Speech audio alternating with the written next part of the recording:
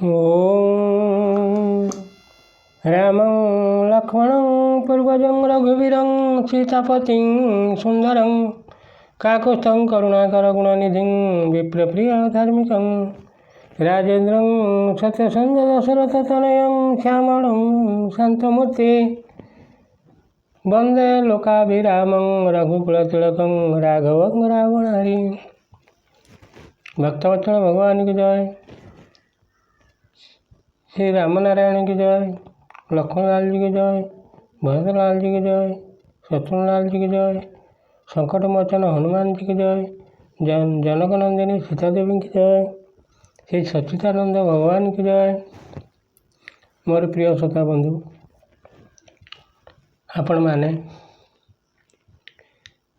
ये धारावाहिक संपूर्ण रामायण कथा आउ वर्तमान शुणुंट वाल्मीकि रामायण कथा कौन लगुच कमेंट बॉक्स तो जनाऊना जहाँ जमापड़ी वाल्मीकि रामायण कथा टिके बेसी श्रोता बंधु मैंने देखुं एणु चली जो दिन कमिपर तुलसीदास महाराज रामायण चलो। एणु आपण मानक अनुरोध कौन दोष कली आ सब्सक्राइब करूना दयाकर टे सब्सक्राइब करूँ। लाइक तो जहाँ कर दुटी जिनस करती कही मोर प्रिय श्रोता बंधु मान को नमस्कार करी रामनारायण को नमस्कार करी वेंकटवासिनी माँ सारण को नमस्कार करी 33 कोटी देवता को नमस्कार करी आरंभ करने को जाऊँ धारावाहिक रामायण कथा। परवर्ती अध्याय रे आपण माने शुणिथिले प्रभु रामचंद्र लक्ष्मण सीता देवी रथरे बसी अयोध्या सीमा पार हो जावा हेलेनी किंतु प्रजा माने कांदी कांदी पछरे जाउछंती। दशरथ राजा भी पछ पछ गले। राणी माने 750 राणी 749 राणी लाजभय को त्याग करी से माने पछरे जाउछंती। केवल कैकेयी जाई नांती। पछरे जमती गाड़ी गाई गोड़े की जाती से भली जाउछंती। आपण मैंने देखिथे बाछुरीटे जाऊथुव आगे गाई गोड़े जाऊथुव नहने गाई आगे जाऊथुव बाछुरी गोड़े जाऊथुव पछरे से भली हाराम हाराम शब्द करी प्रजा माने पूरा उच्च स्वर में कांदी कांदी जाउछंती। दृश्य राजा राणी भी पछरे जाउछंती। मर्यादा पुरुष राम टिके पछुको अनेइदेले देखीदेले समस्त की आगे प्रजा माने पछरे राजा राणी सुमंत्र को कहले आउ टिके द्रुत गति रथ चलाओ आउ टिके द्रुत गति गले। दशरथ राजा आउ चली पारे ना सेत बेलू सूर्य भी अस्त हेले। राजा राणी आउ न चली पारि फेरिले टिके अंधार हो गला।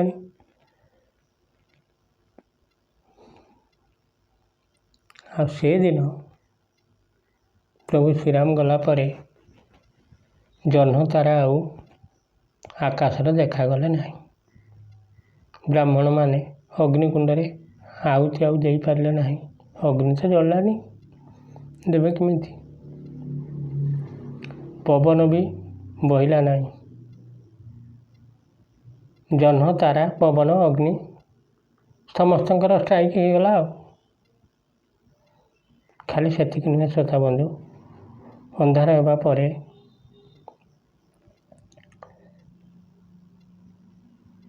ଯେତିକି ଫେରିଥିଲେ ପ୍ରଜାମାନେ ଯାଇପାରିଲେନି, କିଛି ତ ଯାଇଛନ୍ତି। ଆଉ ଅଗ୍ନି ତ ଜଳିଲାନି, ଆଉ ରୋଷେଇ କରି ଖାଇବେ କେମିତି? ସବୁ ଉପାସ ରହିଲେ। ଗାଈମାନେ ବାଛୁରିକି ଆଉ କ୍ଷୀର ଦେଲେ ନାହିଁ। ରାମ ବିହୁନରେ ମୁନି ଋଷିମାନେ ରାଜ୍ୟ ପରିତ୍ୟାଗ କରି ଗଲେ। ରାଜାଙ୍କର ହାତୀ ଘୋଡ଼ା ସେଦିନ ଆଉ ଆହାର କଲେ ନାହିଁ। ନଦୀ ସମୁଦ୍ରର ଜଳ କୂଳ ଲଙ୍ଘନ କଲେ। ଆକାଶରୁ ଉଲ୍କାପାତ ହେଲା। ପ୍ରଜାମାନେ ଡରି ଯାଇ କହୁଥାନ୍ତି, କୈକେୟୀ ରାକ୍ଷସୀ ପାଇଁ ଏସବୁ ହେଉଛି। ରାମବିଣ୍ଡା ଅଯୋଧ୍ୟା ହତଶ୍ରୀ ଦେଖାଗଲା। ସେହି ସମୟରେ ଆଗରେ ରାଜା, ପଛରେ 749 ରାଣୀ। ତାଙ୍କ ଭିତରୁ କିଛି ରାଣୀ ରାଜାଙ୍କ ହାତ ଧରି ଆଣୁଥିଲେ।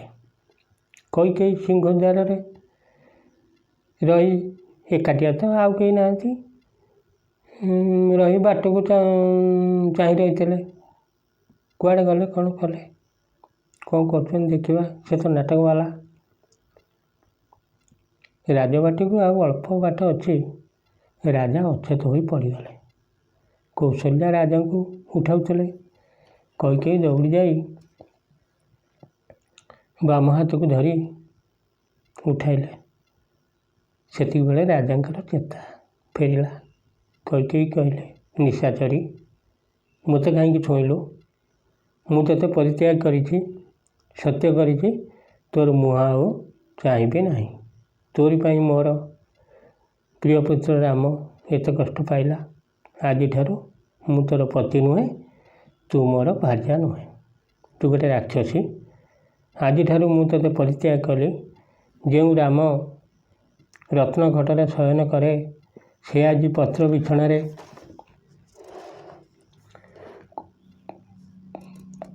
କି କୁଶ ବିଛଣାରେ ଯେଉଁଥିରେ ହେଲେ ଶୟନ କରିବ। ଯେଉଁ ସୀତା ପାଖରେ ହଜାର ହଜାର ପରିଚାରୀ ଥିଲେ, ସେ ଆଜି ଅରଣ୍ୟ କଣ୍ଟା ବଣରେ ଚାଲିବ। ଯେଉଁ ଲକ୍ଷ୍ମଣ ରାଜଭୋଗ କରୁଥିଲା, ସେ ଆଜି ବଣର ଫଳମୂଳ ଖାଇ କଷ୍ଟରେ ରହିବ। ମୁଁ ଆଜି ବିଷ ଖାଇ ପ୍ରାଣତ୍ୟାଗ କରିବି। ତୁ ବିଧବା ବେଶ ଧରି ସୁଖରେ ରହ। ରେ ଦ୍ୱାରପାଳମାନେ ଆସିଲ, ମୋତେ ଟିକେ ଧରିକି ନେଇ କୌଶଲ୍ୟା ରୁମ୍ରେ ଛାଡ଼ିଦେଇ ଆସିବ।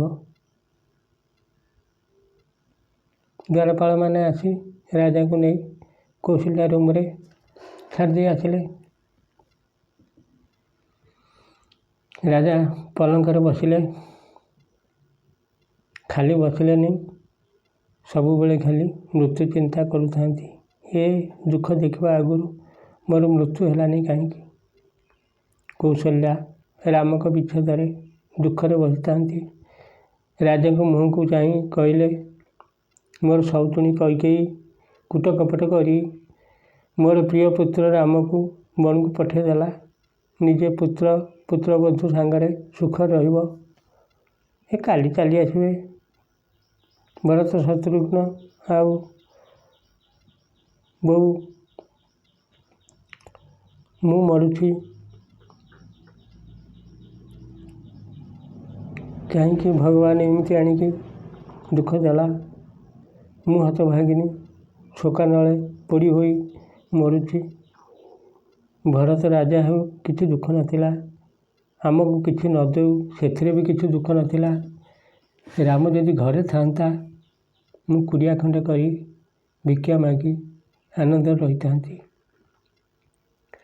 ଆରେ ବାବୁ ରାମ ମୋତେ ଛାଡ଼ିଗଲୁ ବନେ, ତୋର ବିନା ଦୋଷ ଦିଗ ଦିଶୁଅଛି ଶୂନେ। ରାମ ତୋର ବିହୁନରେ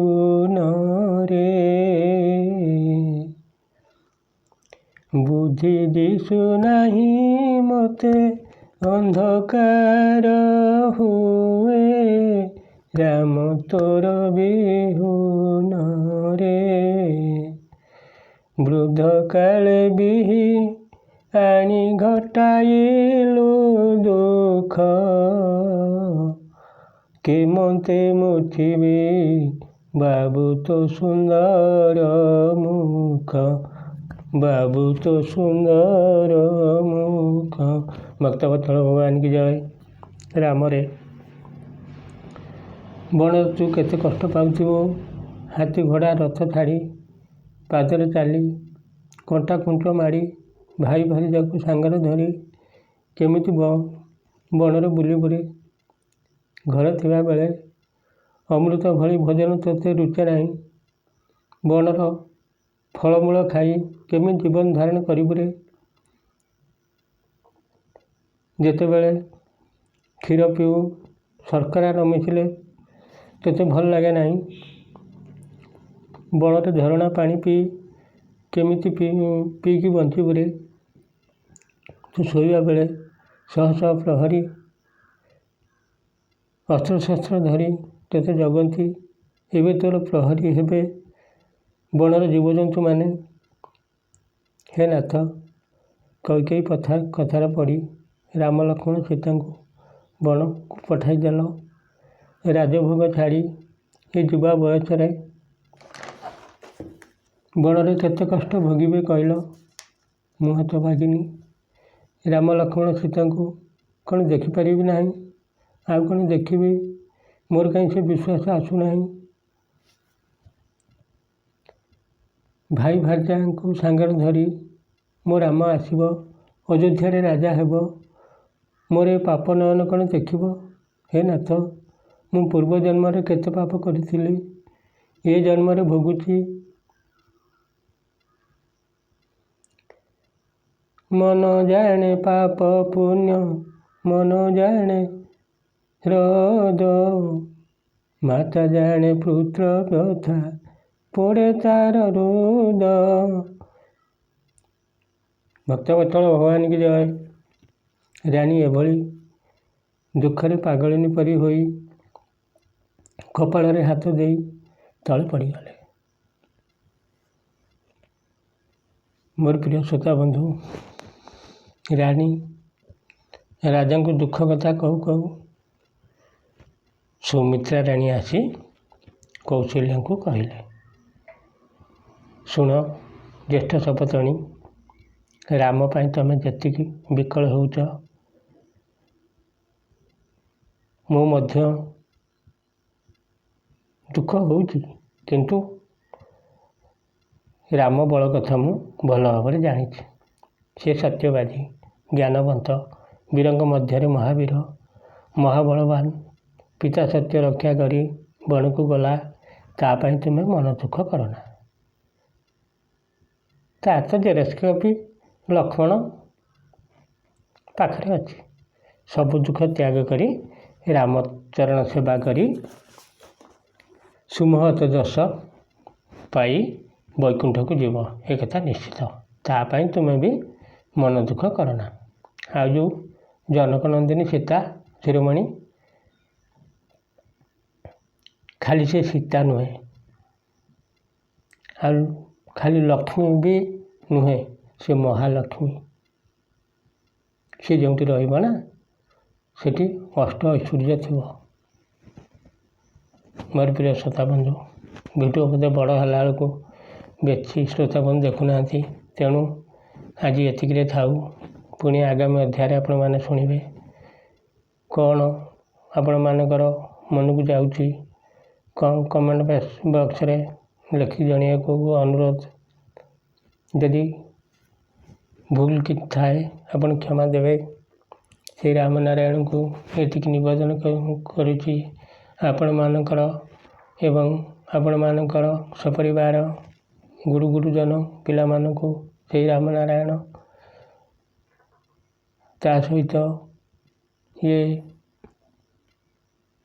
ଜଗତର ଯେତେ ନରନାରୀ, ଯେତେ ଲୋକ ଅଛନ୍ତି, ଆଉ ମଣିଷଠାରୁ କୀଟପତଙ୍ଗ ପର୍ଯ୍ୟନ୍ତ ସମସ୍ତଙ୍କୁ ଶ୍ରୀ ରାମନାରାୟଣ ଭଲରେ ରଖନ୍ତୁ। ଏତିକି କାମନା କରି ମୋର ପ୍ରିୟ ଶ୍ରୋତା ବନ୍ଧୁମାନଙ୍କୁ ନମସ୍କାର କରି, ଝଙ୍କଡ଼ବାସିନୀ ମା ଶାରଳାଙ୍କୁ ନମସ୍କାର କରି यूट्यूब कर्मकर्ता मानक नमस्कार करी ये अधम आज विदाय नब जदि आपण मानकर आशीर्वाद थाए पुणी आगामी अध्याय शुणवे टिके वीडियो को सब्सक्राइब करुवे लाइक कने करेंगे न कर ना